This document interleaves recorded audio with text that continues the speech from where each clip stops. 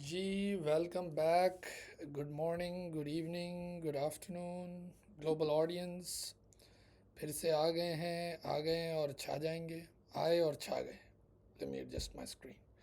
हाँ जी। देखिए, पेपर बड़ा मज़े का है, F8। यानी अगर कोई ये कहता है ना कि यार पास होना तो ऐसा है ना कि हाथ पकड़ के पास करा दे। कोई मुश्किल ही नहीं है। आप खुद देख रहे हैं कि ये पेपर कितने मज़े के हैं। और ये जो अब जो एरिया हमारे स्टार्ट हुए हैं, it's all about case studies. और वही एग्जामिनेशन में आते हैं केस स्टडीज़। कितना मज़े का। यानी आपने जो लास्ट मीटिंग में पढ़ा एथिक्स, वो तो यानी वेरी इजी यार। एथिक्स मींस, फिर थोड़ा सा मैं अगर रिकॉल करूँ, क्योंकि आज की क्लास भी जो हम पढ़ेंगे वो भी केस स्टडी। यानी यूँ समझें कि these are cash marks, very practical marks, और बड़े मज़े के हैं। यानी कोई मुश्किल नहीं है, बहुत मज़े के हैं। छोटे छोटे शॉर्ट केस स्टडीज़ हैं, छोटी छोटी सिचुएशन वो बनाता है और बस खेल रहा है। सही है ना। इवन ना, जो ACCA का एडवांस ऑडिट है वो भी बड़ा मज़े का है। तो ये तो बिल्कुल ही बेसिक, फर्स्ट टाइम आप ऑडिट पढ़ रहे हैं तो एग्जामिनर जो है ना वो आपका यानी is a very good guy, very good person, जो बड़े सीधे साधे। और हर दफ़ा आप देखते हैं चीज़ें रिपीट ही हो रही होती। तो मैंने इसीलिए कहा ना कि 50 मीन्स, और मैं हमेशा कहता भी हूँ 49 इज़ ज़ीरो और 50 इज़ 100, और कुछ भी नहीं। तो यानी क्लियर होना तो कोई पॉइंट ही नहीं है। हाँ, आप बात करें कोई प्लेस विनर की, नेशनल ग्लोबल प्लेस विनर की, वो हम बात करें, वो भी रेगुलर बच्चे लाते हैं। सही है ना। मैं खुद प्लेस विनर हूँ, मेरी वर्ल्ड वाइड सेकेंड पोजीशन आई थी, but not in audit, cost and management accounting थी। पुरानी बात कर रहा हूँ, बचपन की।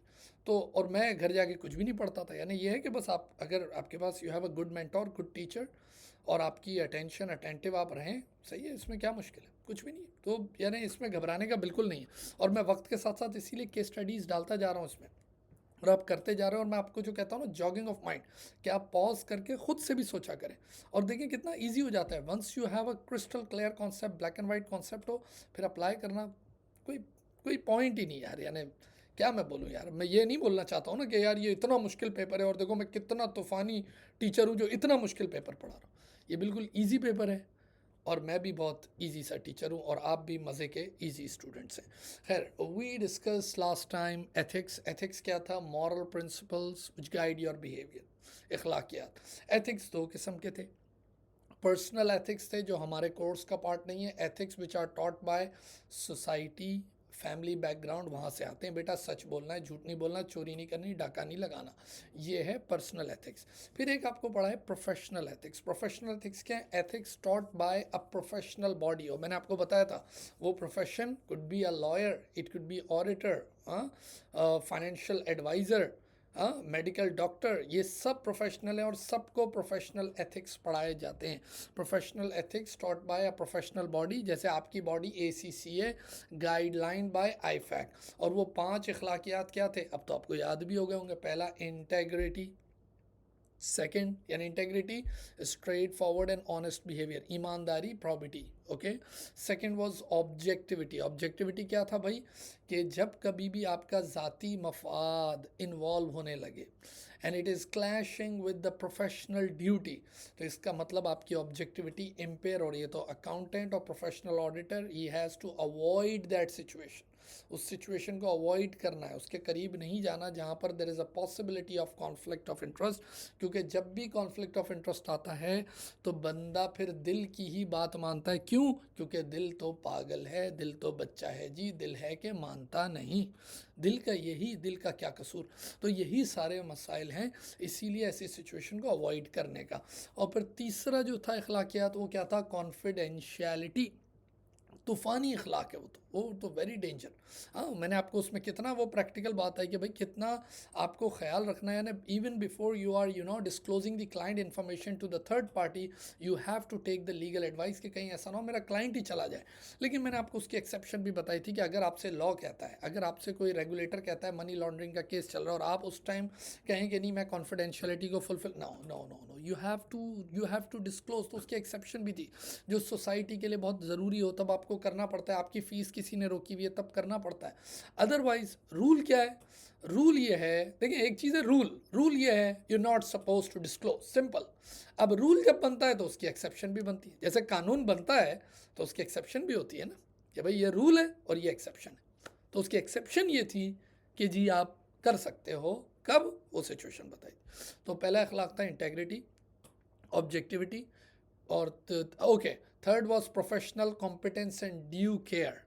प्रोफेशनल कॉम्पिटेंस बताया था, technical up to date knowledge होना वो ज़रूरी है, हाँ, यानी ऐसी कि आप क्लाइंट की एक्सपेक्टेशन पे पूरा उतरे। मैंने आपको बता दिया था, छोटा क्लाइंट या बड़ा क्लाइंट, गरीब आदमी का दिल या अमीर आदमी का दिल। Due care. फोर्थ कॉन्फिडेंशियलिटी, अभी बात की। And the last one was professional behaviour, very important, कि आपकी किसी हरकत, आपका किसी action in all of your dealing, whether you are standing in the court, you dealing with your client, dealing with your partners, your dressing, your way of speaking, whatever, it has to, you know, it has to be in a way according to the law, according to the professional conduct. It should not discredit your whole profession and the professional body, कि आपकी किसी हरकत की वजह से पूरा profession बदनाम ना हो जाए। ये हमने बात की थी, ये अखलाकियात में हमारी बात हुई थी। आज जो हमारी गुफ्तगू होने वाली है वो बहुत ही मज़े की गुफ्तगू है, और ये असल में ये चैप्टर इतना लेंदी पता है क्यों? क्योंकि इसके अंदर वो सारी एग्जाम्पल से भरा हुआ है। बोलेंगे यार ये इतने सारे पेजेस में, वो सारे पेजेस एग्जाम्पल के। लेकिन आज की क्लास कॉन्सेप्चुअल क्लास है, मज़े की क्लास है। देखिए, जो क्लास मज़े की नहीं होती है पहले ही बोल देता हूँ कि आज की क्लास थोड़ी बोरिंग होगी। जैसे कॉर्पोरेट गवर्नेंस में क्या कहा था भाई, थोड़ा जार्गन है, टेक्निकल, लेकिन उसको भी हमने चला दिया था, सही है ना, मज़े से। क्योंकि जब आप टीचर ही ऐसे पढ़ रहे हो तो इसको तो हम तो घोल के पिलाएंगे ही ना भाई, कुछ भी करके। लेकिन आज की क्लास तो वैसे ही मज़े की है। आज हम मज़े की क्लास शुरू करते हैं। देखिए, एक चीज़ है जो आपने पढ़ी थी कल, ऑब्जेक्टिविटी। एक चीज़ है ऑब्जेक्टिविटी। ऑब्जेक्टिविटी क्या थी भाई? जब हम कहते हैं ऑब्जेक्टिविटी, इस शख्स की ऑब्जेक्टिविटी इम्पेयर हो गई, इसका मतलब ये बायस्ड हो गया, इसका ज़ाती मफाद बीच में आ गया, ठीक है ना। यानी कल के जो 5 इखलाक है ना, उसमें से मैं एक इखलाक के साथ आज बात शुरू करूँगा, ऑब्जेक्टिविटी। बाकी 4 पे हम बात नहीं करेंगे, हम सिर्फ इससे, क्योंकि इससे एक नया टॉपिक शुरू होगा। अच्छा, एक चीज़ होती है जिसको हम कहते हैं इंडिपेंडेंस। इसको समझ, असल में आज का टॉपिक हमारा इस पे है, और ये एग्जामिनर का टॉप एरिया है, फेवरेट, हॉट फेवरेट। ऐसे बनाता है केस स्टडी मज़े की। और अगर गेम आती है आपको, इजी कैश मार्क्स होंगे, टिक टिक टिक टिक, सारे मार्क्स जेब में। अच्छा, मुझे बताओ इंडिपेंडेंस का मतलब क्या है सीधे लफ्ज़ों में? इंडिपेंडेंस, इसका क्या मतलब है? इसका मतलब है फ्री। फ्री फ्रॉम क्या भाई? एनी प्रेशर, कोई प्रेशर उससे आज़ाद होना, इसको कहते हैं इंडिपेंडेंस। इंडिपेंडेंस है बिल्कुल ही गैर जानिबदार होना, बिल्कुल ही न्यूट्रल होना, आज़ाद होना, यानी आपका दिमाग बिल्कुल relax, free from any pressure, any influence, इसको कहते हैं इंडिपेंडेंस। अच्छा, मज़े की बात यह है कि इन दोनों में एक रिश्ता है, टेक्निकल बात, इन दोनों में एक रिश्ता है। जिस दिन आपकी ऑब्जेक्टिविटी इम्पेयर होगी, जिस दिन आपकी ऑब्जेक्टिविटी गई, आप मुड़ के देखिएगा आपकी इंडिपेंडेंस भी ख़त्म हो जाएगी। आई रिपीट, जैसे ही आपकी ऑब्जेक्टिविटी गई किसी भी सिचुएशन की वजह से, सामने भाई आ गया एज अ CF, आपके पास जेब में शेयर्स आ गए, यानी जैसे ही आपका पर्सनल इंटरेस्ट वो हैवी हुआ, आपके ऊपर आया, आपके ऊपर भारी हुआ पर्सनल इंटरेस्ट, आप देखिएगा you are no more independent. आपकी इंडिपेंडेंस वहीं ख़त्म हो जाएगी। अप्लाई करके देख लो, मैं क्या कहता हूँ, आप अप्लाई करके देख लो। अब जहाँ लाइफ में कहीं आपकी ऑब्जेक्टिविटी इम्पेयर हुई, आपकी इंडिपेंडेंस ख़त्म। मैं क्लास में, टीचर कितना इंडिपेंडेंट होता है, कैसा आज़ाद होता है, खुल के पढ़ा रहा होता है। जिस पे हाथ रखा बच्चे को बोल दिया, है तुम ये नहीं करोगे, tomorrow will have an extra class, आज ये होगी केस स्टडी, आज वो ये वो फलाना टिमकना, फुल इंडिपेंडेंट चल रहा होता है, आज़ाद। जहाँ क्लास में उसकी ऑब्जेक्टिविटी इम्पेयर हुई, मिसाल के तौर पे कोई ऐसा बच्चा है जिसके साथ उसका कोई बिजनेस रिलेशन डेवलप हुआ आउटसाइड द क्लास, जैसे ही उसकी ऑब्जेक्टिविटी गई, उसका ज़ाती मफाद आया, वो क्लास में देखिएगा उसकी इंडिपेंडेंस भी चुपके से चले गई। अब वो डिपेंडेंट हो गया। अब वो क्लास में कोई भी बात करेगा तो पहले अपने पार्टनर की तरफ देखेगा, पार्टनर बोलेगा यस तो बोलेगा यस। हैं, कल भी मैंने ये एग्जांपल दी थी, अगर मेरी एक बहुत अहम फीस एक बच्चे से आती हो और बाकी सबसे नहीं आती हो, तो वो बच्चा मेरे लिए, यानी मेरी ऑब्जेक्टिविटी इम्पेयर हुई क्योंकि मेरा पर्सनल इंटरेस्ट बीच में आया, और वहीं चुपके से इंडिपेंडेंस मेरी चलेगी और मैं डिपेंडेंट हो गया। आप लाइफ में उठा के देख लें कोई भी केस, जहां आपकी ऑब्जेक्टिविटी गई वहां आपकी इंडिपेंडेंस भी चुपके से चले गई। इसीलिए ऑडिटर की इंडिपेंडेंस इससे बढ़ के कुछ भी नहीं है, बिकॉज ऑडिट की तो डेफिनेशन ही कहती है audit is an independent examination. आप इंडिपेंडेंस को हटा दें, ऑडिट की ज़रूरत ही ख़त्म हो गई, जहाँ ख़त्म हो गई बात, आप इंडिपेंडेंस को हटाए। अच्छा, ये इंडिपेंडेंस पता है कितनी इंपॉर्टेंट चीज़ है? चले आए करीब आओ, सिखाता हूँ, आ जाओ आ जाओ आ जाओ आओ। ये मैं आपसे ये सवाल पूछता हूँ, आ जाए। आपने एक चीज़ पढ़ी है, प्रोफेशनल कॉम्पिटेंस, काबिलियत। एक चीज़ होती है कॉम्पिटेंस, इंसान की काबिलियत, ऑडिटर की काबिलियत, जज की काबिलियत, और एक चीज़ होती है इंडिपेंडेंस। अगर आपसे कोई प्रैक्टिकली सवाल पूछ ले कि इन दोनों में से कौन ज़्यादा इम्पॉर्टेंट है, काबिलियत ज़्यादा इम्पॉर्टेंट है या इंडिपेंडेंस ज़्यादा इम्पॉर्टेंट है, पॉज करके सोच भी सकते हो। काबिलियत ज़्यादा इम्पॉर्टेंट है जज की या उसकी इंडिपेंडेंस ज़्यादा इम्पॉर्टेंट है? ऑडिटर की काबिलियत ज़्यादा, यानी उसको IAS IFRS आइज़ा आने ज़्यादा ज़रूरी है या उसका गैर जानिबदार होना ज़रूरी है? तो दिमाग में घंटी बज चुकी है कि इंडिपेंडेंस जो है वो इससे भी ज़्यादा इम्पॉर्टेंट है। ऑल्दो काबिलियत कितनी इंपॉर्टेंट चीज़ है, competence ability is very important, लेकिन अगर इन दोनों का भी मुकाबला हो जाए तो इंडिपेंडेंस इससे भी ऊपर है। क्योंकि इंडिपेंडेंस ख़त्म तो वो असाइनमेंट ही ख़त्म, वो जज का ट्रायल ही ख़त्म, फिर तो गेम ही ओवर हो गई ना, इंडिपेंडेंस ही ख़त्म हो गई। इसीलिए ये सारी गुफ्तगू इंडिपेंडेंस पे हो रही है, सारी बात इंडिपेंडेंस पे कि what is independence, when you are so relax and free from any pressure. और इसका ताल्लुक किससे मैंने निकाला? ऑब्जेक्टिविटी से। जहाँ ऑब्जेक्टिविटी गई, इंडिपेंडेंस भी गई। तो auditor has to be independent. अब मैं यहाँ पर एक और टेक्निकल बात करके अपनी बात आगे बढ़ाता हूँ, सही है ना? और वो टेक्निकल बात ये है कि इंडिपेंडेंस जो है ऑडिटर की, वो दो तरीके से चाहिए। मैं तवज्जो चाहूँगा कि भाई इंडिपेंडेंस का मतलब क्या है? Independence, Azad, free from any pressure, कि उसके दिमाग पे कोई ज़हनी दबाव नहीं, रिलैक्स है बिल्कुल, फ्री फ्रॉम एनी प्रेशर। तो हमारे लिए गाइडलाइंस ये हैं कि ऑडिटर इंडिपेंडेंट हो इन रियलिटी, यानी हकीकत में भी इंडिपेंडेंट हो, एंड लुक्स लाइक, नज़र भी इंडिपेंडेंट है, दोनों चीज़ें।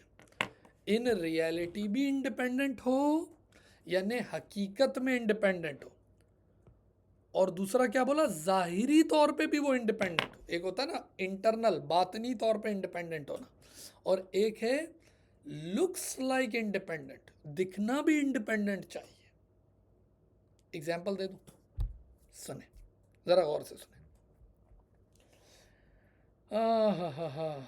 देखें, आप ऑडिटर हैं, आपके पास किसी कंपनी के मटेरियल शेयर्स हैं आपके, अच्छे शेयर्स, और आप उसी क्लाइंट के ऑडिट पे चले गए। आप तो हर वक्त कंफ्यूज रहेंगे, इसका मतलब आप इंडिपेंडेंट हैं? आपने कहा नहीं, मैं इंडिपेंडेंट नहीं हूँ, बात सुन। यानी हकीकत में, देखो रियलिटी में, in reality you are not independent, आप इंडिपेंडेंट नहीं हो। आपने पता क्या किया? आपने वो शेयर्स उठा के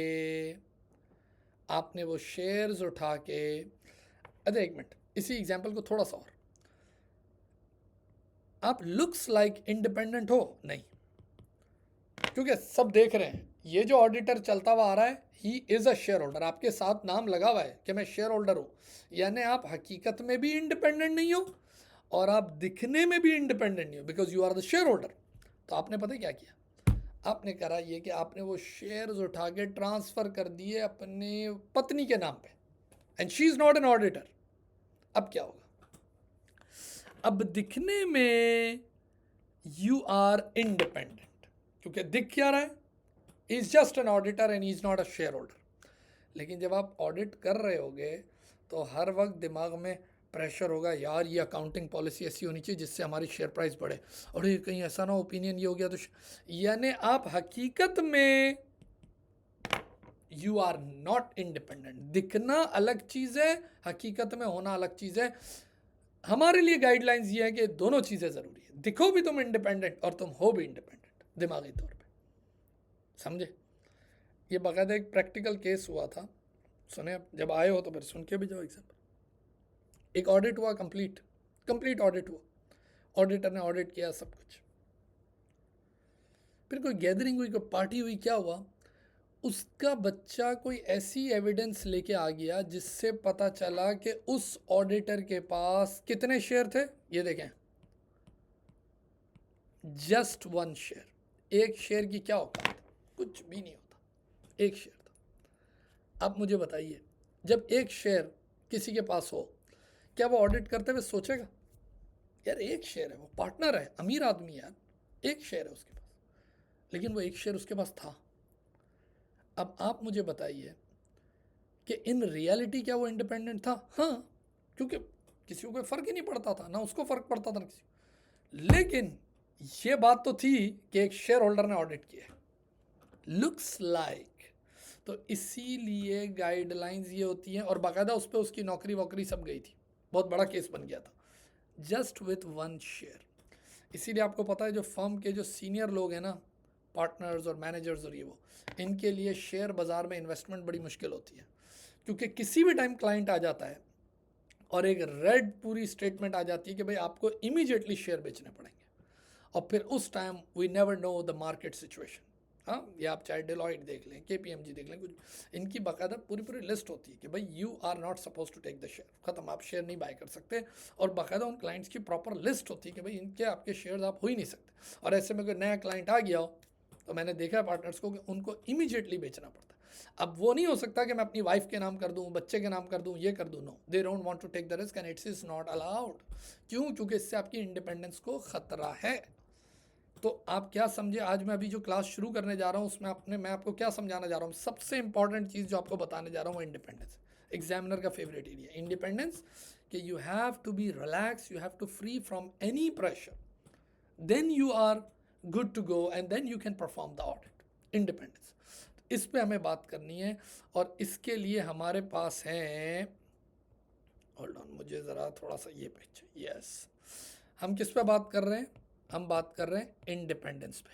देख लीजिए ज़रा और से सब, हम इंडिपेंडेंस पे बात कर रहे हैं। इसका मतलब इंडिपेंडेंस कैसी, हकीकत में भी you are independence, and seems like, look like, on face वो भी आप इंडिपेंडेंट होने चाहिए, सही। अब हम पढ़ने आज जो जा रहे हैं, जो हमारा टॉपिक है वो ये है कि ऑडिटर की इंडिपेंडेंस को ख़तरात, threats to independence, threats to auditors independence, कि ऑडिटर की इंडिपेंडेंस को ख़तरा किससे होता है, और वही 5 ख़तरे आपको बताए जाएंगे, 1 2 3 4 5, सही। इखलाकियात कितने थे, एथिक्स कितने थे, 5। थ्रेट्स टू इंडिपेंडेंस कितने हैं, वो भी 5 हैं। कई बच्चे इसमें गलतियां कर जाते हैं। वो पूछा गया है भाई, write down 5 ethical threats to independence, और उन्होंने लिख के आ गया integrity, objectivity, professional competence and due. No, those are not threats, those are ethics. वो भी 5 है, ये भी 5 है। प्रॉब्लम ये, जब वो आपसे पूछे 5 एथिक्स, वो एथिक्स वो है। 5 ethical threats to auditor independence, यानी ये वो थ्रेट का मतलब क्या होता है, रिस्क, खतरा। खतरा ऑडिटर की जान को नहीं, खतरा ऑडिटर के माल को, नो, खतरा ऑडिटर की इंडिपेंडेंस को, उसकी गैर जानिबदारियत को। और वो क्या 5 खतरे हैं, ये पूरा चैप्टर उन्हीं खतरों पे और उनकी एग्जाम्पल पे, असल में वो एग्जाम्पल एग्जाम्पल एग्जाम्पल, और उसी में से वो एक केस बनाता रहता है। और वो 5 खतरे क्या हैं? पहला खतरा है सेल्फ इंटरेस्ट थ्रेट, दूसरा खतरा है सेल्फ रिव्यू थ्रेट, तीसरा खतरा है फैमिलैरिटी थ्रेट, चौथा खतरा है इंटिमिडेशन थ्रेट, और पांचवा खतरा है एडवोकेसी थ्रेट। ये 5 खतरात हैं सेल्फ इंटरेस्ट, ये हम एक एक करके पढ़ते जाएंगे। Self interest threat, self review threat, familiarity threat, intimidation threat, advocacy threat. और ये वो ख़तरात हैं जो ऑडिटर की, इनमें से कोई भी ख़तरा पैदा हुआ तो वो ऑडिटर की जान ले नहीं, ऑडिटर की इंडिपेंडेंस को हिलाएगा। सही है, बात समझ रहे हैं? ये चक्कर है, ये 5 खतरात हैं, इस पे हमें बात करनी है। हम थोड़ा सा आते हैं इस तरफ। ओके, अब देखें एक और मज़े की बात, एक और मज़े की बात सुने। आप लोग हमेशा सुनते हैं रिस्क। तो मैं आपका थोड़ा सा कॉन्सेप्ट डेवलप करूं, पहले बात करने से पहले थोड़ा सा अपना दिमाग बनाएं। जैसे आपको ये समझ आ गया ना, थ्रेट इंडिपेंडेंस दो किस्म की, एक है रियलिटी में और एक है लुक्स लाइक। सही है ना?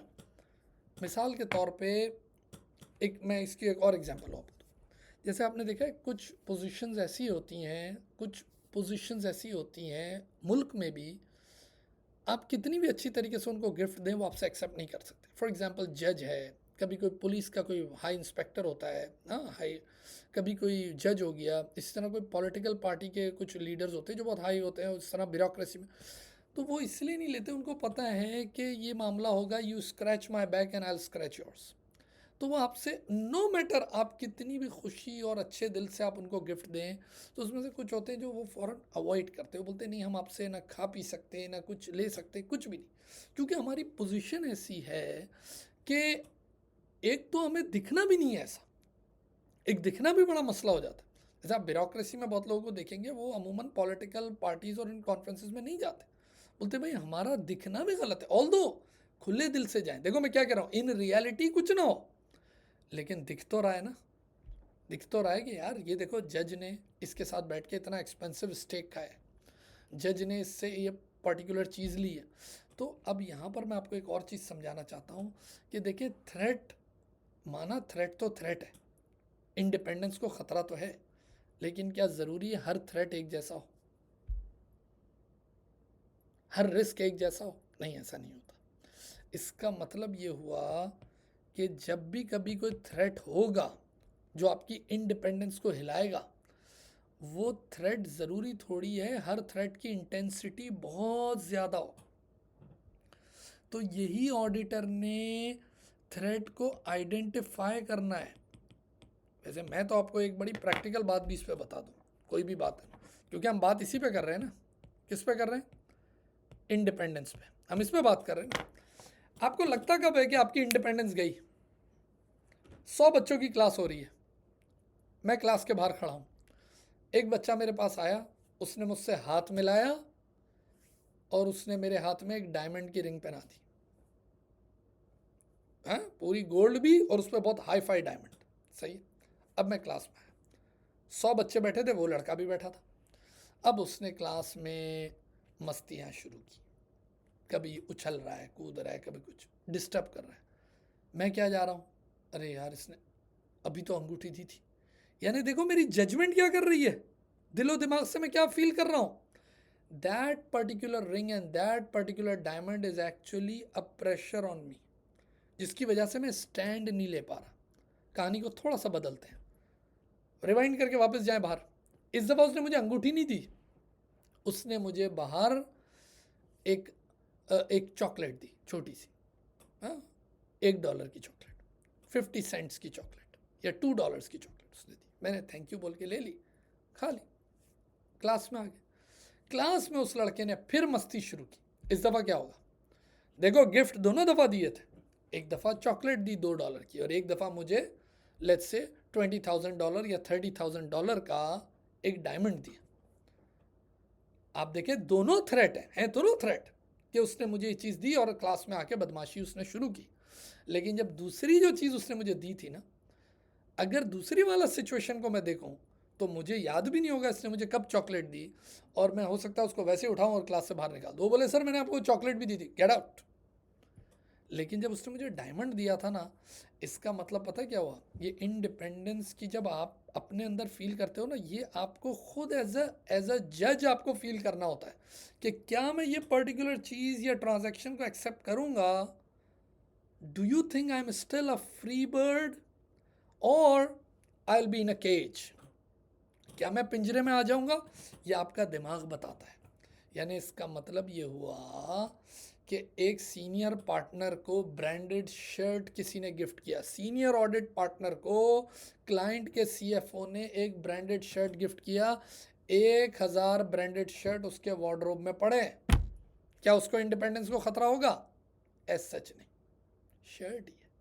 लेकिन वही ब्रांडेड शर्ट जो 500 या $1000 का है, उसी टीम के ट्रेनी को दिया गया, उसने तो आज तक ऐसा शर्ट नहीं देखा था। वो तो बिल्कुल हाथ जोड़ के खड़ा हो जाएगा क्लाइंट के आगे कि क्या शर्ट दे दी मुझे। उसकी इंडिपेंडेंस गई।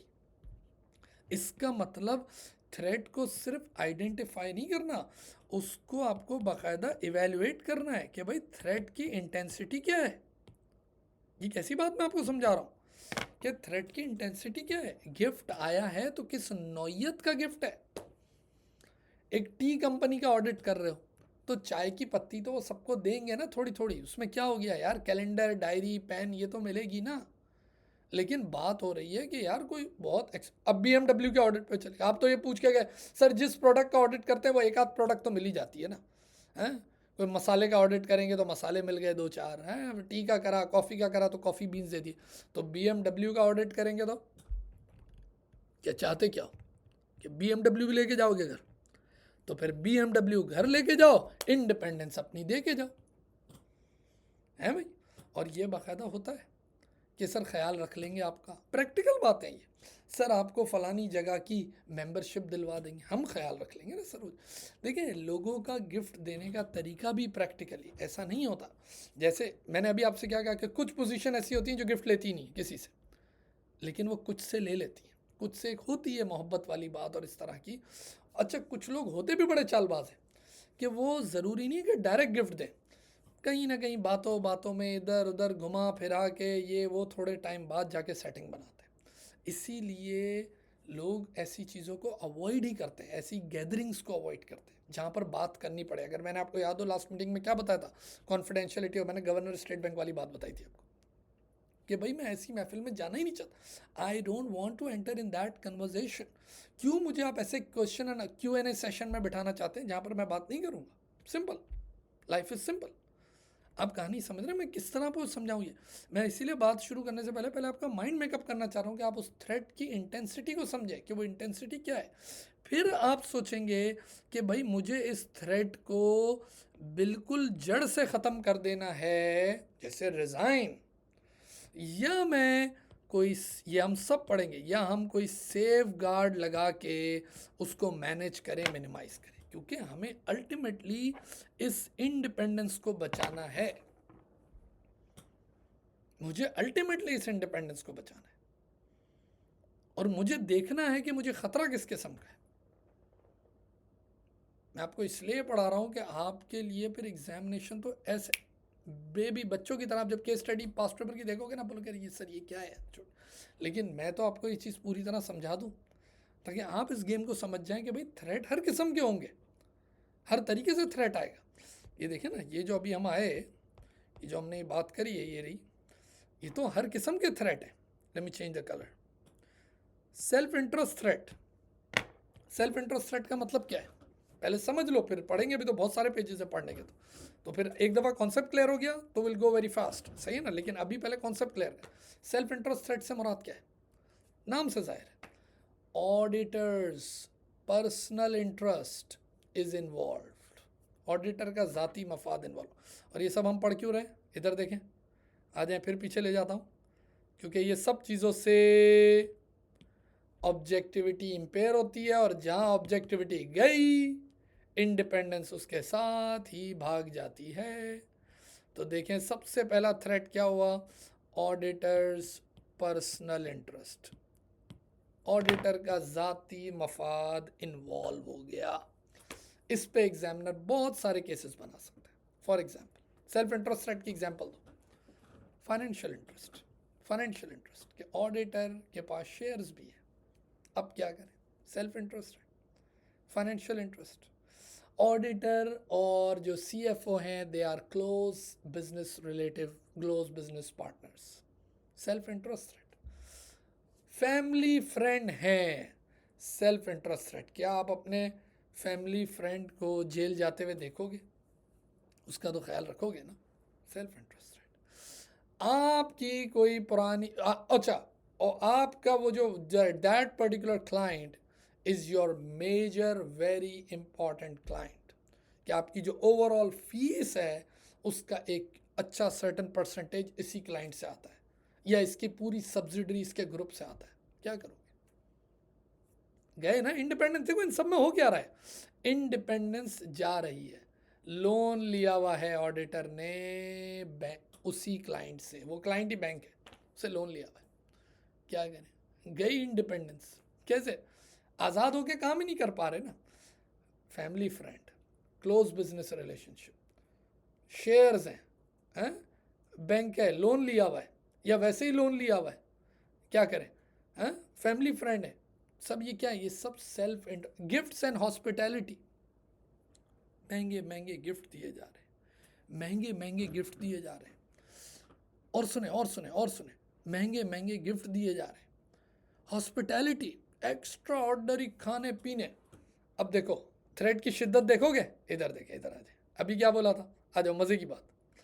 हर थ्रेड एक जैसा नहीं होता, उसको देखना पड़ता है उसकी इंटेंसिटी क्या है। Practical example, practical example, inventory count पे जा रहे हैं, जाने से पहले खिदमतें हो रही हैं या जाने के बाद खिदमत हो रही है, दोनों में बहुत फ़र्क है। क्या ख्याल है? पूरी टीम को भाई लेके जाएंगे जहाँ पर हमारा इन्वेंटोरी, हमारा वेयर हाउस है, वो हो सकता है कोई नॉर्दर्न एरिया में हो, कोई लेट्स से भाई कैलिफोर्निया लेके जा रहे हैं, और उन्होंने कहा भाई वेगस भी चले जाते हैं, बराबर में कसिनो वसीनो भी है, खेल लेंगे, जितना पार्टी करनी है, पीना पिलाना सब हो जाएगा। अबे कर क्या रहे हो इसके? और फिर अगले दिन इन्वेंटोरी काउंट होगी। वाह अरे वाह, जाने से पहले खिदमतें हो गई। अब जब वहाँ जाओगे तो फिर क्या होगे? सर झुके हुए होंगे, सर झुके हुए होंगे, सर हाँ अभी कल रात को इतने महंगे होटल में ठहराया, ये वो। हॉस्पिटैलिटी हॉस्पिटैलिटी हॉस्पिटैलिटी, क्या करें भाई? अच्छा एक होगा कि थ्रेड कितना बढ़ गया, जाने से पहले थ्रेड बढ़ गया।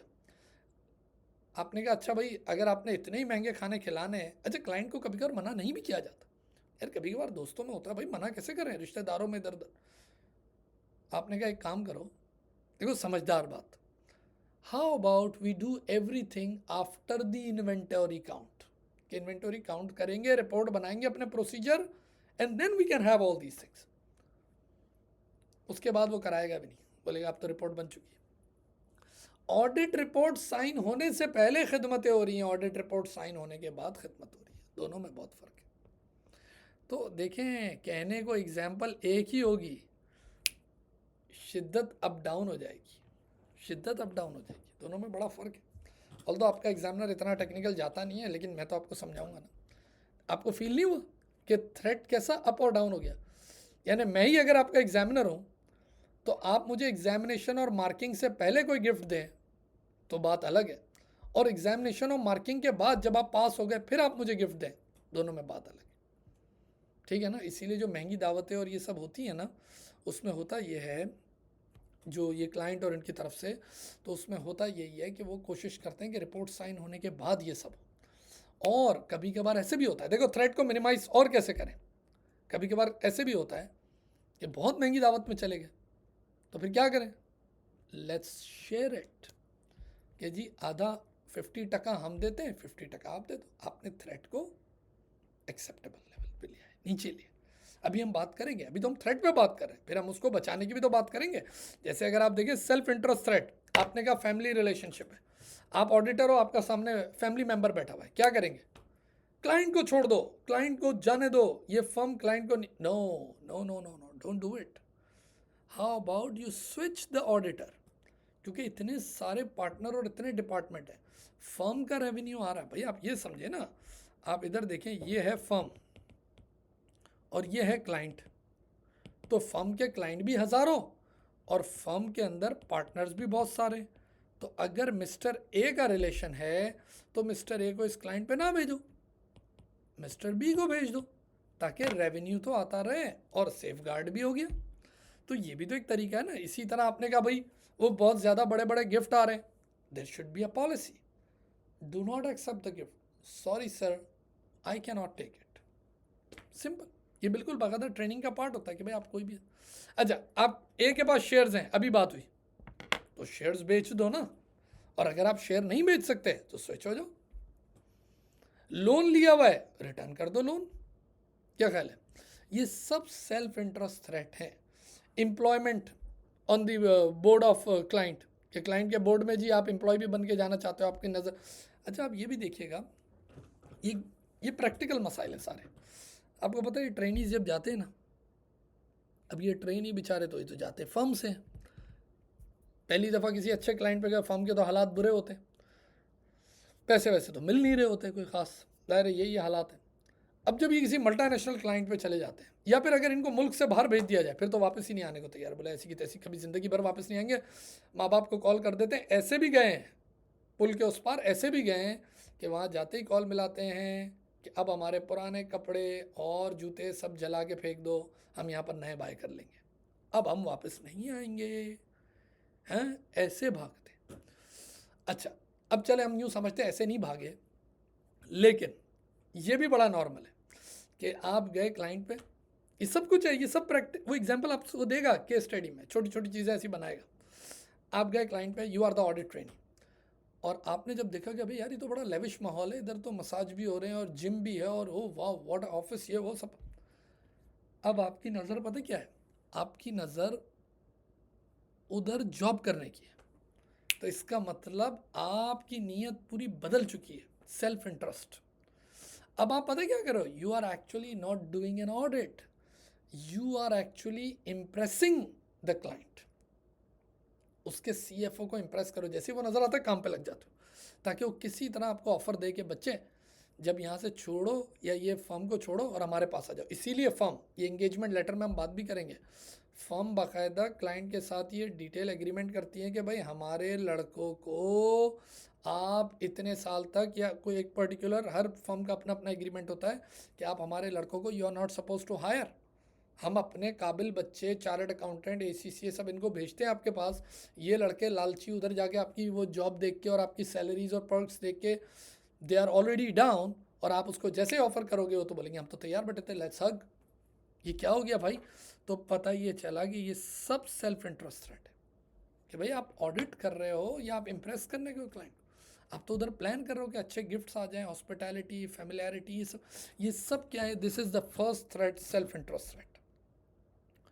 हुआ क्या इससे नुकसान? इधर देखें, इंडिपेंडेंस गायब हो गई। दूसरा थ्रेट होता है सेल्फ रिव्यू थ्रेट। मैं पहले समझा दूं आपको, फिर हम आगे बढ़ेंगे। सेल्फ रिव्यू थ्रेट क्या होता है? सेल्फ रिव्यू थ्रेट ये होता है, you are assessing, self review, you are assessing your own work. Universities में होता है ना, जो टीचर पढ़ा रहा है वही टीचर पेपर भी बनाएगा, वही टीचर ने कोर्स आउटलाइन भी बनाई है, वही टीचर साल के एंड में पेपर भी बनाएगा, वही टीचर मार्क भी करेगा, वही टीचर आपको नंबर्स ग्रेड भी देगा। तो क्या हो रहा है? खुद ही ने पढ़ाया, खुद ही अपने आप को जज कर रहा है। Self review threat. क्या वो सारे बच्चों को फेल कर देगा? नहीं करेगा। उसको तो यूनिवर्सिटी का वो डीन बोलेगा कि क्या पढ़ाया क्या था फिर तूने। यानी इसका मतलब मैं अपने काम को खुद असेस कर रहा हूँ। When you are assessing your own work, how you can be independent, how you can be impartial and neutral? हो ही नहीं सकते। अब तो फंस गया।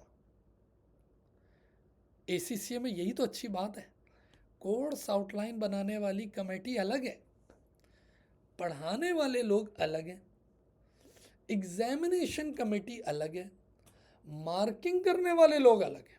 तभी तो सेल्फ रिव्यू ना है, वरना तो सेल्फ रिव्यू आएगा अगर आप मुझे ही अलाउ कर दो कि I will teach and I am gonna assess you and I will provide you the examination paper and I will mark my self. तो फिर क्या होगा? फिर आपने सिर्फ मुझे ही तो पढ़ाना है।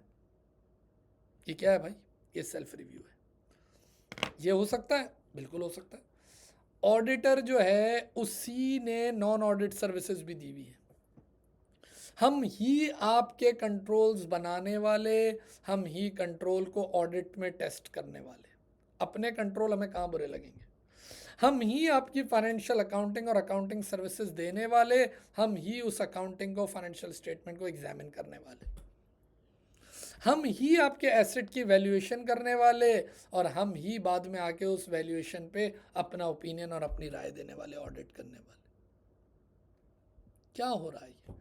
सेल्फ रिव्यू थ्रेट है, अपनी परफॉर्मेंस को खुद असेस कर।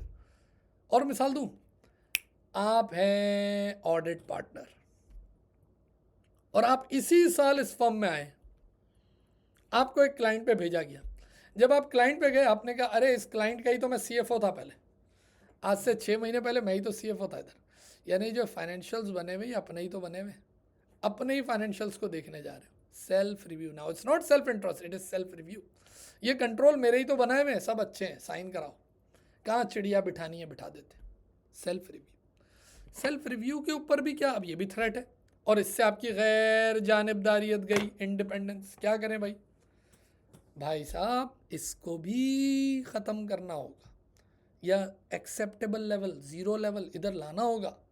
कैसे लाएं, ना दो वो दूसरी सर्विस। अच्छा, अब एक बात याद रखें, अब प्रैक्टिकल बात, एग्जामिनेशन में तो ऐसा अच्छा लगता है कि बंदा डायरेक्ट बोल देता है कि I will perform the audit and we will decline non audit services. लेकिन क्या प्रैक्टिकली ऐसा होता है? नॉन ऑडिट सर्विस में पैसा प्रैक्टिकली ज़्यादा है। अब आपको जज करना पड़ता है फर्म को कि यार, क्योंकि मैंने क्या बोला, audit firms are profit making firms, मैं उसको बोलूँगा okay I will not be your auditor, मैं तुम्हारा ऑडिटर नहीं बनना चाहता, ऑडिट किसी और से करा लो, लेकिन मैं तुम्हारी नॉन ऑडिट सर्विसेज परफॉर्म करो। तो ये भी तरीका है सेल्फ रिव्यू ख़त्म करने का, कि मैंने ऑडिट का, क्योंकि सारी झंझट ऑडिट की है, नॉन ऑडिट की थोड़ी है। अच्छा, वो पार्टनर को भेजा, he was already a CFO there, तो हमने क्या बोला, मिस्टर ए आप कहाँ जा रहे हो, वापस आ जाओ, बी को भेजो ना यार, हाँ ए ना जाओ, बी चले जाओ। ये है सेल्फ रिव्यू। अच्छा, बिल्कुल कुछ और नहीं कर सकते, तो क्या किया भाई, हमने कहा अच्छा भाई एक काम करते हैं, आप लोग को ये बात मैंने क्वालिटी कंट्रोल में पढ़ाई भी थी। अच्छा भाई, ये हमारे मिस्टर ए ऑडिट कर रहे हैं, क्योंकि इसी फर्म में, यही फर्म जो है ये इस क्लाइंट को दूसरी सर्विस भी दे रही है, तो इसके ऊपर ज़रा क्वालिटी कंट्रोल, पीयर रिव्यू वो ज़्यादा कर दो, क्वालिटी कंट्रोल रिव्यू ज़्यादा कर दो इसके ऊपर। क्या भाई, हमने ही कुछ सर्विसेज दी हुई थी तो हम इसको ज़्यादा चेक करेंगे। और मैंने आपको बताया था ये ग्लोबल फर्म्स क्या करती हैं, ये ग्लोबल फर्म्स यानी जो ऑडिट पार्टनर होते हैं, इनको ज़्यादा ख़तरा वो क्लाइंट से नहीं होता जितना अपनी ही फर्म के क्वालिटी कंट्रोल से होता है, कि वो आउटसाइड कंट्री से जो आए हुए होते हैं और वो आके चेक करते हैं आपकी फ़ाइलों को। तो सेल्फ रिव्यू कोई छोटा मोटा थ्रेट नहीं है, बड़ा थ्रेट है ये, और इसको आपने मिनिमाइज़ करना है इसी तरह पीयर रिव्यू और इन सारी चीज़ों से, आप समझे। अच्छा, इसी तरह एक कॉन्सेप्ट ये भी होता है, चाइनीज़ वॉल कॉन्सेप्ट, कि भाई हम एक काम ये भी कर सकते हैं कि भाई एक डिपार्टमेंट हमारा एक्स सर्विस देगा और दूसरा डिपार्टमेंट हमारा वाई सर्विस दे दे। तो किसी तरह वो चाइनीज़ वॉल का मतलब कि वॉल्स, यानी ये वॉल कोई फिजिकल वॉल नहीं है, यानी ये वॉल से मुराद ये है कि सेक्शंस बिल्कुल अलग कर देना फॉर्म के अंदर, ताकि इससे कॉन्फिडेंशियलिटी भी रहती है। कभी कभार ये भी होता है ना भाई, जैसे एक फर्म है, वो ऐसे दो क्लाइंट का ऑडिट कर रही है which are competitor of each other. नहीं समझे बात को, देखिए ज़रा इस बात को यूँ समझे, एक फर्म है, फर्म ए, ये फर्म है, इसके पास क्लाइंट एक्स है और क्लाइंट वाई, और दोनों है ना एक दूसरे के स्ट्रॉन्ग कॉम्पिटिटर है। अब इन दोनों ने बोला भाई, इन दोनों ने प्रेशर डाल दिया इसके ऊपर कि भाई या तो तुम इसका ऑडिट कर लो या हमारा ऑडिट कर लो, क्योंकि हम तो कॉम्पिटिटर हैं, हम भरोसा नहीं कर सकते हम अपनी कॉन्फिडेंशियल इन्फॉर्मेशन तुम्हें दें।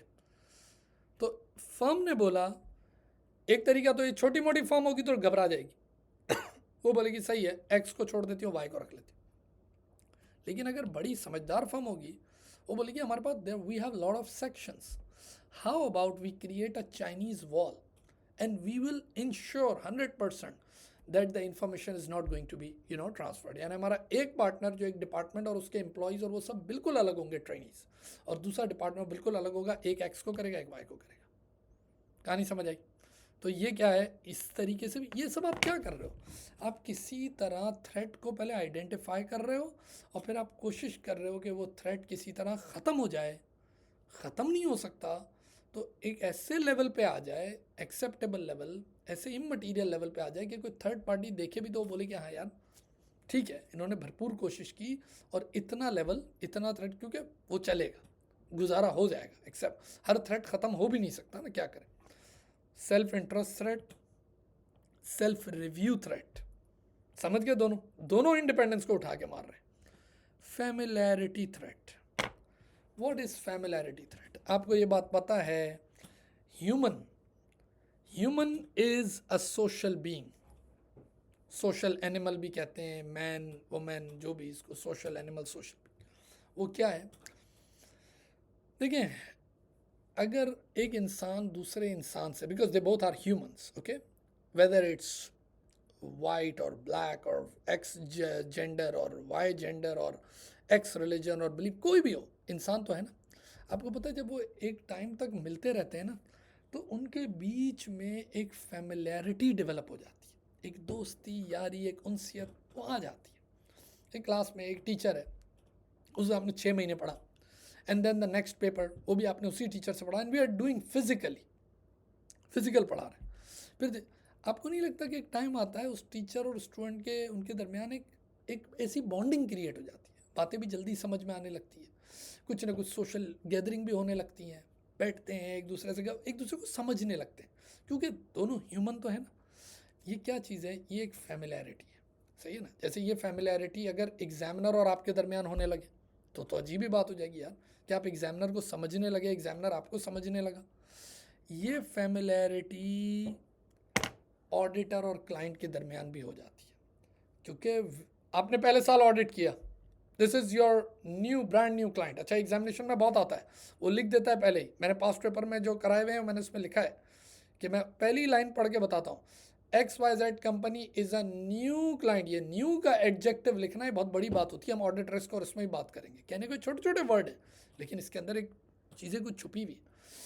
पहले साल ऑडिट हो रहा है ना, आप जानते हो आपकी पूरी ऑडिट की team, your firm, partner, your manager, your senior manager, director, your trainee, supervisor, नई टीम जा रही है। सामने जो क्लाइंट है वो भी आप लोग के लेना है, उनके भी CFO और CEOs और उनके सेल्स डिपार्टमेंट और परचेज और अकाउंटिंग और फाइनेंस, सब आप गए अपना ऑडिट किया। एक साल हुआ, अरे मिलते जुलते थे सब कुछ, पार्टनर से मिल रहा है, CFO से मिल रहा है। अगले साल फिर आप लोग same team performing an audit. आपको नहीं लगता 2-3 साल में एक ऐसी गेम खड़ी हो जाएगी कि हम एक दूसरे को समझने लगेंगे, हम एक दूसरे को समझने लगेंगे, और जैसे ही आप समझने लगोगे, जैसे ही आप समझने लगोगे एक दूसरे को, क्या होगा, अब होगा ये कि ये जो फेमिलैरिटी है ना, थ्रेट, ये इतनी दोस्ती यारी हो जाएगी कि ये it gives birth to self interest threat. फिर असल में वो दोस्त बनना शुरू हो गए। क्या ख्याल है, अब असल में दोस्त बनना शुरू हो गए, पार्टनरशिप। असल में अब यूं होने लगे, अरे यार अभी तो पता ही है, लास्ट ईयर भी तो इनके कंट्रोल चेक किए थे, अब बार बार चेक करने की क्या ज़रूरत है। हो सकता है जो प्रोसीजर परफॉर्म करने पड़े वो बिल्कुल कम हो जाए, अलग किस्म की जजमेंट बीच में इन्वॉल्व हो जाए। नहीं यार, ये जो CFO what ever he says is always right. क्या सोच रहे हो, इसके लिए एक टर्म है जो मैं अभी आपको समझा दूं, ज़रा गौर से सुने। उसको कहते हैं प्रोफेशनल, ज़रा तवज्जो चाहूँगा। अब देखिए, जब मैं बोलता हूँ तवज्जो तो फिर तवज्जो है। स्केप्टिसिज्म, ये बड़ी इंपॉर्टेंट टर्म है, प्रोफेशनल स्केप्टिसिज्म। प्रोफेशनल स्केप्टिसिज्म क्या है, ये कहते हैं auditor has to maintain professional scepticism throughout the audit. ये क्या चीज़ है, इसको पहले समझ लें गौर से। देखें, स्केप्टिसिज्म का मतलब ये है, प्रोफेशनल स्केप्टिसिज्म का, क्या ऑडिटर को, करीब समझो, क्या ऑडिटर को अपने क्लाइंट और वो जो मैनेजमेंट है उसको ऑनेस्ट एज्यूम करना चाहिए, यस और नो? क्या उसको ऑनेस्ट एज्यूम करना चाहिए? देखें ज़रा सोचें, अगर ऑडिटर अपने क्लाइंट को ऑनेस्ट एज्यूम करने लगेगा, क्या होगा? फिर वो प्रोसीजर कम परफॉर्म करेगा या परफॉर्म ही नहीं करेगा। वो बोलेगा यार इतनी बड़ी दाढ़ी रख के आया हुआ है CFO, ये तो सच ही बोलता है। परचेज डायरेक्टर, अरे वाह, सुबह मैंने इसको देखा था जॉगिंग कर रहा था, जब ये इतना हेल्दी यार है तो ये झूठ नहीं बोल सकता। अबे इतनी बड़ी कंपनी है, इतने मिलियंस के तो एसेट होंगे ना यार, ये सही है साइन करो कोई नहीं। ये पता है इसका क्या मतलब हुआ? इसका मतलब आप उनको ऑनेस्ट एज्यूम कर रहे हैं and you are not performing the audit the way you ought to be, should be, आप नहीं कर रहे। तो दूसरा तरीका क्या हुआ, आपको अपने क्लाइंट को डिसऑनेस्ट एज्यूम करना चाहिए। नो, ना ऑनेस्ट, क्योंकि अगर आपने डिसऑनेस्ट एज्यूम कर लिया तो आपको पता है ऑडिट क्या हो जाएगा, जो पहली क्लास में बताया था। फिर ऑडिट ऑडिट नहीं रहेगा, फिर ऑडिट इन्वेस्टिगेशन बन जाएगा, फॉरेंसिक ऑडिट में चले जाओगे आप। हाँ बोलोगे अभी ये तो झूठ बोल रहा है, ये सीएफओ ये बहुत बड़ा झूठा लग रहा है, ये कागज़ ये तो बहुत फेक लग रहे हैं। अबे क्या हो रहा है, किस सोच के साथ आ रहे हो? प्रोफेशनल स्केप्टिसिज्म का मतलब क्या है? इसका मतलब ये है कि as an auditor you are not supposed to assume your client as honest, neither honest nor dishonest. ना आपने honest assume करना है, ना आपने dishonest assume करना है. You are here to perform the work. आप अपना काम करोगे with what? With questioning mind, with critical mind, with doubtful mind. उसके साथ आपको अपने, यही तो है skepticism को maintain करना. ये थोड़ी स्केप्टिसिज्म को यार सबको ऑनेस्ट समझ लो या सबको डिसऑनेस्ट समझ लो, नहीं. आपने एक क्वेश्चनिंग माइंड के साथ काम करना है, एक समझदार अलर्ट उस माइंड के साथ. एग्जाम्पल ले लें, आ जाए एग्जाम्पल सुने. आप इलेक्ट्रिसिटी के बिल को ऑडिट कर रहे हैं, हमारे पास प्रोसीजर्स आगे आएंगे वो हम पढ़ेंगे, लेकिन अभी मैं एग्जाम्पल. बिल आया आपके सामने, आप ऑडिटर हैं, इतने मिलियन का बिल है. आपने पता क्या बोला? आपने बोला कि यार इतनी बड़ी कंपनी है, इतने मिलियन का तो बिल आएगा ही ना. You are not maintaining the professional scepticism. Why? Because you are assuming management as honest. आपने कहा बिल्कुल ठीक है यार, कोई प्रोसीजर लगाने की ज़रूरत नहीं है, इतनी बड़ी कंपनी इतना बिल आता ही है. गलत, गलत. दूसरा तरीका, बिल आया, आपने कहा भाई एक काम करो, ये बिल आया ना, ज़रा चेक करो बैंक स्टेटमेंट में, क्या इतना बिल इन्होंने पे किया है? देखो प्रोसीजर परफॉर्म करो, गुड. ज़रा बिल को चेक करो, उसका इसकी वो डेट चेक करो. डेट चेक किया, भाई इतनी डेट है यार, इस डेट से इस डेट तक, क्या सही वही मैचिंग कॉन्सेप्ट, क्या उसी पीरियड में इन्होंने प्रॉफिट एंड लॉस में लिखा नहीं लिखा? ज़रा चेक करना, लेजर में चेक करो, ज़रा चेक करो ये अप्रूव हुआ था. सारे प्रोसीजर परफॉर्म कर रहे हो, बिल भी देखा, बैंक स्टेटमेंट भी देखी, डेट भी देखी, लेजर भी देखा, मे बी वो पर्टिकुलर लोकेशन भी देखी, सब है. अब आप पता है क्या सोचने लगे? आपने कहा ऐसा लगता है बिल नकली है, जाली है, अब मैं जाऊंगा इलेक्ट्रिसिटी डिपार्टमेंट. ये आप इन्वेस्टिगेशन की तरफ चले गए. आपका काम क्या था? 1 2 3 4 5 प्रोसीजर परफॉर्म करना, लिख के वर्क पेपर में रखना, और इस बिल को भी उठा के लगा देना. हो सकता है कि ये बिल नकली हो, जाली हो, लेकिन जब आप पे केस होगा ना, तो जज आपको रिलीज कर देगा, because you performed the procedures and you had that electricity bill in your work paper. सब कुछ आपके पास मौजूद है. तो आप बोलोगे अब देखे मैंने अपने तौर पे आई टुक ऑल द स्टेप्स. उसके बाद अगर कोई गेम है तो वो फिर मेरे हाथ से बाहर है. इसका मतलब ना आपको ऑनेस्ट एज्यूम करना है, ना आपको डिसऑनेस्ट एज्यूम करना है. This is called maintaining the professional scepticism. कहानी समझे? एक और मिसाल ले ले, फिक्स एसेट प्रॉपर्टी. इन्होंने कहा जी हमारी प्रॉपर्टी इतने $1 बिलियन की है and that's in the balance sheet. आपने बोला यार इतने बड़ा इदारा, इतने सालों से ऑडिट कर रहे हैं, सच्चे हैं, सच्चे हैं, कोई you are assuming them as honest, यानी आप स्केप्टिसिज्म मेंटेन नहीं कर रहे. समझ रहे हो बात को? प्रोसीजर क्या होने चाहिए थे? Where is the property, I want to see. Sir ये रही प्रॉपर्टी, ओके. डॉक्यूमेंट्स किधर है, उसके क्लोजिंग, उसका टाइटल क्या है जो कंपनी के नाम पे, okay. When did you buy, okay. Closing title वो आपने देख लिया. पेमेंट हुई है, ओके. लीज पे है, ओके. लेसर कौन है, एग्रीमेंट किधर है, ओके. एग्रीमेंट्स किधर है, कॉपी वो देखेंगे. बैंक स्टेटमेंट में ये सब. अब आप बोले नहीं ये तो नकली है, जाली है डॉक्यूमेंट, ये आप फिर इन्वेस्टिगेशन पे चले. अब देखें पढ़ाने का मकसद क्या था. आ जाए ज़रा. आपको पता है जब आप क्लाइंट का 1 साल ऑडिट करोगे, 2 साल, 3 साल, ऐसी दोस्ती यारियां गप्पे शप्पे होने लगी कि हाथ से ये फैमिलियरिटी डेवलप हुई और ये हाथ से चली गई प्रोफेशनल स्केप्टिसिज्म. क्योंकि अब अजम्पशन पे ऑडिट होने लगे. यार 6 साल से ऑडिट कर रहे, कुछ भी नहीं होगा, साइन कर दे, ये बिल्कुल अच्छे लोग हैं. You are losing the scepticism and ultimately your independence. क्यों? क्योंकि जब फैमिलियरिटी हो जाती है, जब फैमिलियरिटी हो जाती है तो फिर सेल्फ इंटरेस्ट भी आ जाता है, कहीं ना कहीं दोस्ती भी हो जाती है. ये फैमिलियरिटी तो होती है जिससे पार्टनर, फर्म का पार्टनर क्लाइंट से और बिजनेस लेके आता है. You were there for audit, लेकिन दोस्ती ऐसी हो गई क्या रिलेशन बन गया, यार तेरा इंटरनल ऑडिट भी हम ही देख लेंगे, यार ये भी हम ही कर लेंगे, ये भी हम कर लेंगे, ये भी हम कर लेंगे। प्रैक्टिकल एग्जाम्पल दूँ, चलें सुने, आ जाए। आप बताइए, आपको मैंने कहा था ऑडिट फर्म्स जो होती हैं वो प्रॉफिट मेकिंग फर्म्स होती हैं। इसका मतलब बिजनेस लाना, ये बात है। इसका मतलब जो पार्टनर्स होते हैं, जो बिजनेस लाते हैं, वो बड़े कीमती पार्टनर होते हैं। क्या ऑडिट फर्म कोई बोनस स्कीम रख सकती है, कोई इंसेंटिव स्कीम के पार्टनर्स के लिए, कि जो पार्टनर बिजनेस लेके आएगा उसको कमीशन मिलेगा फर्म की तरफ से? ये होता है। हाँ, आप एज एन इंडिविजुअल, चलो मैं आपको इंडिविजुअल बोलता हूँ, सुन लें ये बात, प्रैक्टिकल बात। आप इंडिविजुअल हैं, ऑडिट, आप ऑडिटर नहीं है, आप ट्रेनी नहीं, आप एक इंडिविजुअल आदमी है।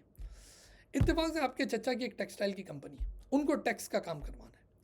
आप एक टैक्स फर्म में जाएं, उसको बोले मैं तुम्हें एक बिजनेस ला के देता हूँ, वो तो आपको पैसे देगा। कोई लोग 25% तक 25% देते हैं, ये लोग मैं आपको कमीशन देता हूँ, मुझे ला के दो business. It is normal thing. आप कहेंगे आपके चचा की टेक्सटाइल कंपनी, उनको ऑडिट करवाना है, आप उनको जाके बोले भाई मैं आपके बोले ऑडिट का एक क्लाइंट लाया हूँ, दे दें, लोग कमीशन देते हैं। अब मैं आ रहा हूँ फर्म के अंदर, जब फर्म्स को दुनिया जहाँ की, it's not about big four, it's about consultancy firm, tax firm, audit firm, whatever, तो दुनिया में होता है प्रोडक्ट, कोई भी प्रोडक्ट, फर्म के अपने पार्टनर्स को कमीशन और बोनस स्कीम दे सकती है कि भाई बिजनेस नया लेके आओगे तो पैसे ले लो।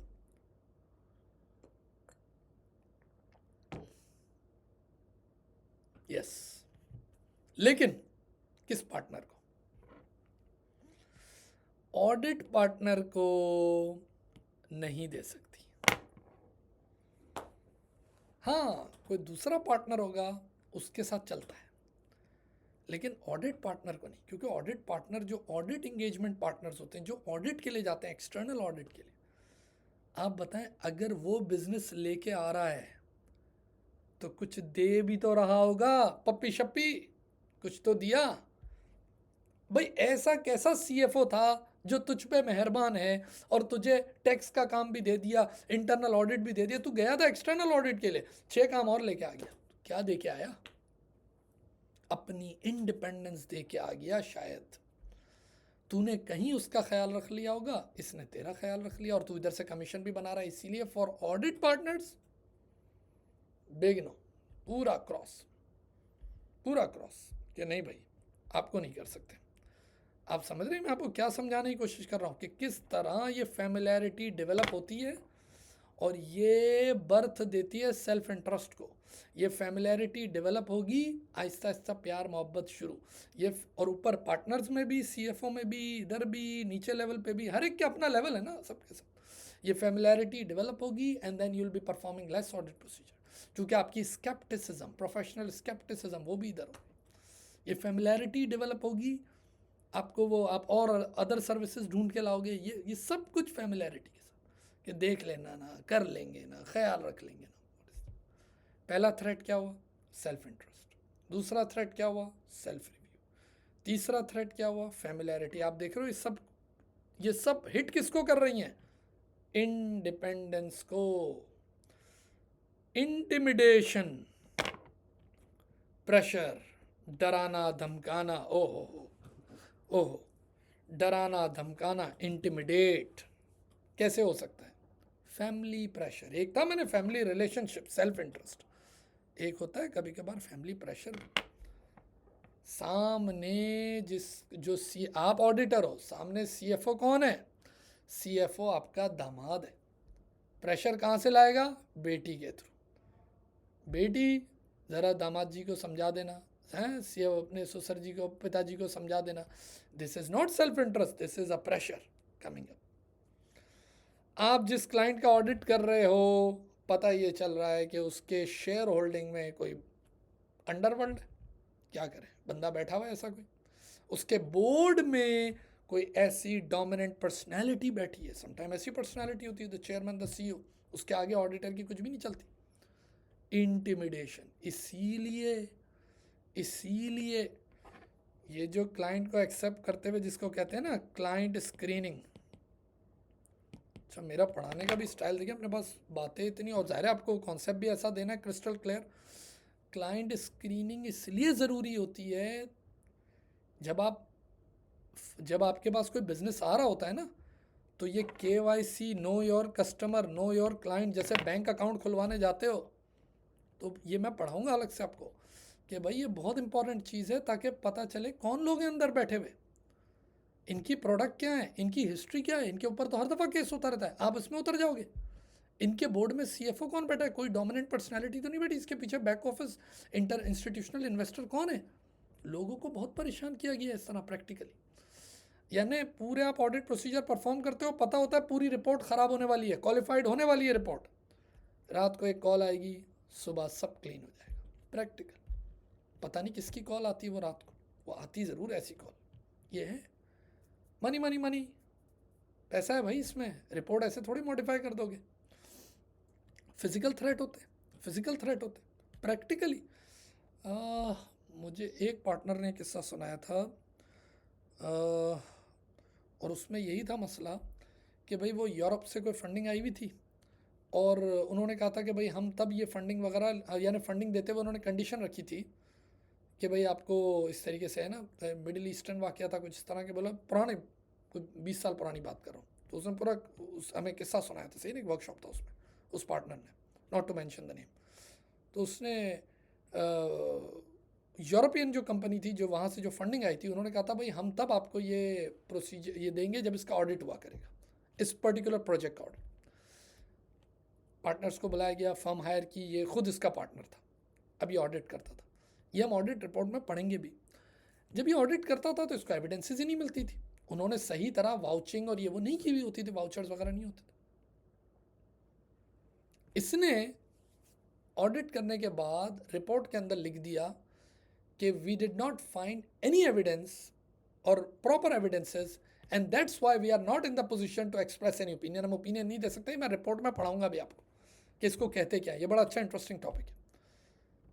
अच्छा भाई, इसने ये बात ऐसी ड्राफ्ट बनाई, अभी भेजी नहीं है, ड्राफ्ट बना, और ये वो मैनेजमेंट और इनके बीच में बात होती। तो वो जो मैनेजमेंट थी ना, उसने कहा ज़रा हमसे मिलने तो आ जाओ। तो ये मिलने चला गया। जब ये मिलने चला गया तो वो कह रहा था कि बाकायदा उन्होंने फिज़िकली चाकू वगैरह निकाले हुए थे। बोला पता नहीं किस तरह, बोला मुझे उनकी ज़बान भी नहीं समझ आ रही थी, बोला किस तरह जान बचा के मैं भागा। Intimidation threat. इसीलिए बहुत ऑडिट एक बहुत कॉमन सेंस का भी नाम है। जब आप इतनी ख़तरनाक रिपोर्ट को क्वालिफाई, डिस्क्वालीफाई और ये सब करने जा रहे हो, क्या फिज़िकली जाओगे उधर? भाई आप ईमेल लिखोगे कि नहीं भाई ये रिपोर्ट है, अब इस तरह बात करें, जब आपको लग रहा है ऐसा। ऐसे हमारे कितने ट्रेनीज़ हैं, मैं प्रेजेंटेशन वगैरह कोर्स लेता था तो बच्चे स्टेज पे आके प्रेजेंटेशन देते थे CA फाइनल के। वो बताते थे कि हम कभी कभार कुछ ऐसी ऑर्गेनाइजेशन में जाते हैं, पब्लिक सेक्टर वगैरह के, अच्छा नॉर्मली ये थर्ड वर्ल्ड कंट्रीज इधर जाते, तो बोला बहुत दफ़ा हम प्रोसीजर्स और वो मांगे ना, तो बोला कभी कभार गन निकाल के रख देते हैं सामने, बोलते हैं यही ऑडिट है भाई, अब कर लो, यही एविडेंस है। कौन सी? ये भी हुआ है लोगों के साथ, होता है, क्या करें। आपने एक बहुत बड़ी गेम पकड़ ली डॉक्यूमेंट्स में कि यार इन्होंने कहा हुआ है कि CFO के हमेशा साइन होते हैं, लेकिन इस दफ़ा साइन नहीं हुए। आप थे होशियार, आपने कहा अच्छा CFO ने साइन नहीं किए, और ये अहम डॉक्यूमेंट लेके आप CFO के ऑफिस पहुंच गए, और आपने CFO को बोला सर आप लोग फ्रॉड कर रहे हो, देखो कंट्रोल आपके सही नहीं है, बिल्कुल गलत है, और मैं एक बड़ा डॉक्यूमेंट लेके आऊँ, ये देखो आपने इस पे साइन नहीं किए हुए। उसने कहा किधर है बेटा, दिखाओ। यूँ देखा और उसने बॉल पेन उठा के फ़ौरन साइन कर दिया। उसने कहा हुए बताएं बेटा, नज़र नहीं आ रहे। अब आप बताइए, आप ये प्रूव कर सकते हैं कि साइन नहीं हुए थे? नहीं कर सकते ना। अब बल्कि आप इसको कुछ करने जाओगे, आप पे केस कर देगा कि ये मेरे साथ गेम कर रहा है। इसीलिए जब इधर जाते तो कैसे जाते? फोटो कॉपी लेके जाते। ये बहुत सी चीज़ें कॉमन सेंस हैं जो आपको देखनी है, ऐसे थोड़ी कि आप पहुंच जाओगे, हालात ख़राब चल रहे हैं आप पहुंच गए उसके पास, ये मैं इसे, तो ये सब this is all intimidation. Intimidation physical भी है, इंटिमिडेशन कोई पर्सनैलिटी का प्रेशर भी है, इंटिमिडेशन फाइनेंशियल भी है। कैसे? पहले साल ऑडिट किया, अभी तक फीस नहीं आई, वो होता है ना, आ जाएगी आ जाएगी आ जाएगी। अगले साल ऑडिट कर रहे हो, ये एग्जामिनर का बड़ा फेवरेट एरिया, इसमें भी वो खेलता है, फीस नहीं आई, सब भेज देंगे ना यार बस। अब आप तीसरे साल ऑडिट करो, सोचो पीछे फीस कितनी बढ़ती जा रही है, और अब आप एक ऐसी पोजीशन में आके फंसे हो कि वहाँ पर आपको रिपोर्ट को क्वालिफाई करना पड़ रहा है, यानी रिपोर्ट में छेड़छाड़ी। अब आप तो खुद ही डर गए, अबे रिपोर्ट को गलत कर दूंगा वो पीछे 2 साल की फीस भी खा जाएगा। यानी आपने मुझसे पहला पेपर पढ़ा, आपने फीस नहीं दी, सर दे दूंगा, दे दूँ, प्रॉमिस दे दूँ। दूसरा पेपर पढ़ा, फीस नहीं दी। तीसरा पेपर पढ़ा, फीस नहीं दी। चौथा पेपर अभी पढ़ रहे हो और क्लास में रोज़ शैतानी करते हो, लेट आते हो, मैं कुछ कह भी नहीं सकता, नहीं बेटा आ जाओ आ जाओ, कोई नहीं कोई नहीं, क्योंकि मुझे प्यार मोहब्बत से फीस निकालनी है। लेकिन उस चक्कर में मेरी इंडिपेंडेंस गई। हाथ जोड़ के मैं खड़ा हूँ कि भाई मैं क्या करूँ। वो बोलेगा देखो अगर रिपोर्ट ख़राब करोगे फिर सर वो फीस नहीं मिलेगी। Intimidation threat, intimidation threat. इसीलिए इन थ्रेट को मिनिमाइज़ करना है। जैसे फैमिलैरिटी पे हम अभी बात कर रहे थे, तो फैमिलैरिटी को कैसे मिनिमाइज़ करोगे? रोटेशन। आपने 2-3 साल आपका ऑडिट हुआ, अब आप इधर मूव हो, अब ये टीम को इधर मूव करो, अब इसको इधर मूव करो, रोटेशन है। या दूसरे पार्टनर का क्वालिटी चेक, ये बहुत ज़रूरी है। इंटिमिडेशन। ऑडिट फीस, भाई जैसे ही आपका ऑडिट परफॉर्म हुआ टेक द फीस। क्यों आप ओवर ड्यू कर रहे हो? यानी मैंने आपको पढ़ाया, give me the fees, that's it. फिर अगला पेपर पढ़ेंगे, फीस ओके। अगर मैं उसको वैसे ही जमा करना शुरू करूंगा, एक्यूमुलेट करूंगा, ultimately I will have to lose my independence. इसी तरह इंटिमिडेशन में आप एक एंगल ये भी होता है कि भाई you talk to the audit committee, लेकिन जब इतना पावरफुल आदमी बैठा हुआ है जो ऑडिटर को भी डरा रहा है, बोर्ड को भी डरा रहा है, तो ऑडिट कमेटी को भी डरा ही देगा ना, प्रैक्टिकल बात। लेकिन what you do, you talk to the those charge with governance.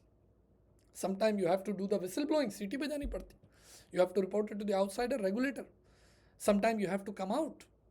Practical example दूँ बगैर नाम लिए, मैंने क्या बोला, किताब आपकी बहुत जगह बोलेगी आपको, इन the final resort leave the audit, resign, come out, ये आप सब में देखोगे, सेल्फ इंटरेस्ट में, सेल्फ कहीं भी, in the final resort leave the audit, you can resign as an auditor, the firm may leave the client and you. Practically पता क्या है, जान भी नहीं छोड़ते। हमारे एक दोस्त है ऑडिटर, उसने एक ऐसे क्लाइंट को एक्सेप्ट कर लिया था, एक ऐसी कंपनी, एक ऐसे क्लाइंट का वो ऑडिट पे चला गया, गलती हो गई उससे, खुद भी पार्टनर था छोटी फर्म से, और वो थी किसी बिगड़े हुए पुलिस वाले की कंपनी, बाद में पता चला। आपको पता है उसको जब वो बोलता था यार वो मुझे प्रेशर डालता है कि गलत काम, ये ट्रांजैक्शन अप्रूव कर दे, ये कर दे, तो ये बेचारा शरीफ आदमी था, ये बोलता था यार मैं नहीं कर पाऊँ ये। तो इसने वही किताब की तरह क्या कि यार मैं रिज़ाइन कर देता हूँ, मुझे एक क्लाइंट ही नहीं चाहिए।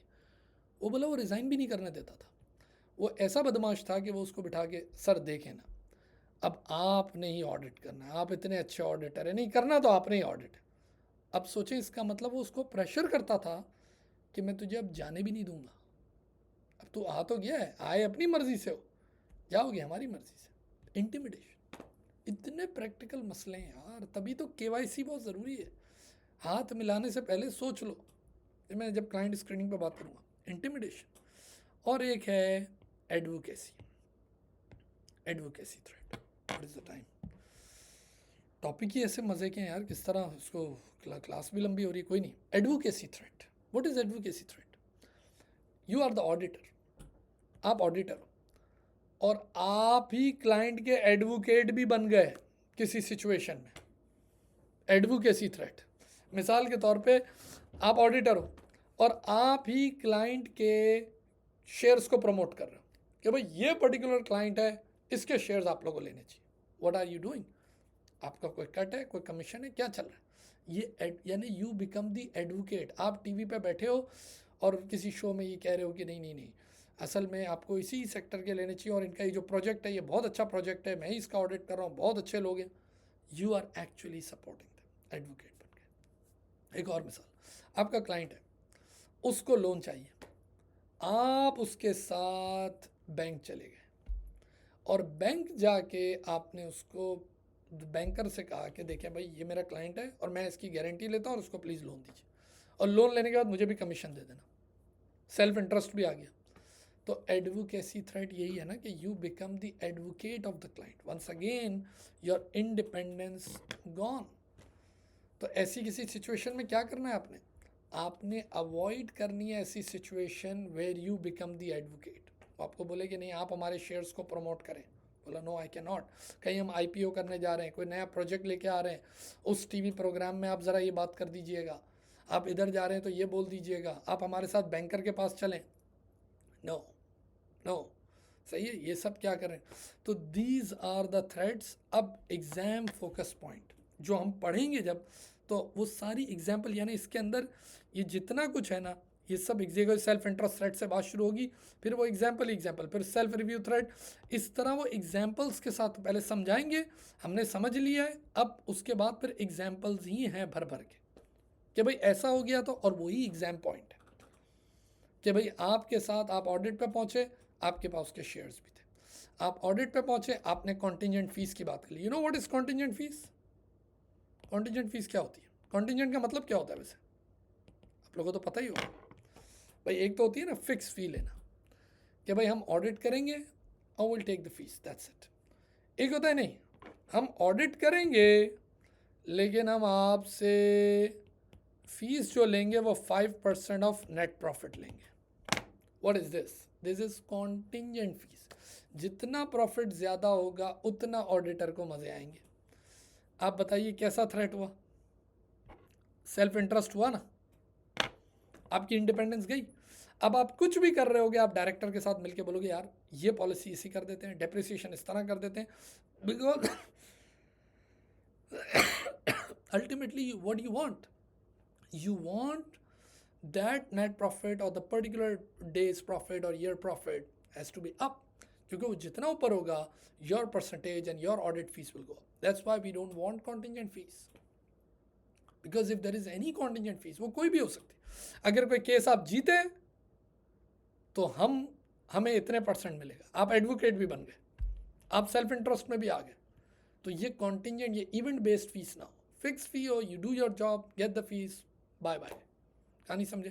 तो ऐसे बहुत सारी एग्जाम्पल, अब असल में पूरा एरिया एग्जाम्पल्स पे है, लेकिन वो एग्जाम्पल इंपॉर्टेंट इसलिए, और मैंने जितनी आपसे बातें की हैं वो सब भी एग्जामिनेशन में कहीं भी आपके साथ एग्जामिनर खेल सकता है। मैंने तो बहुत सारी प्रैक्टिकल आपसे बातें कर ली, ठीक है ना।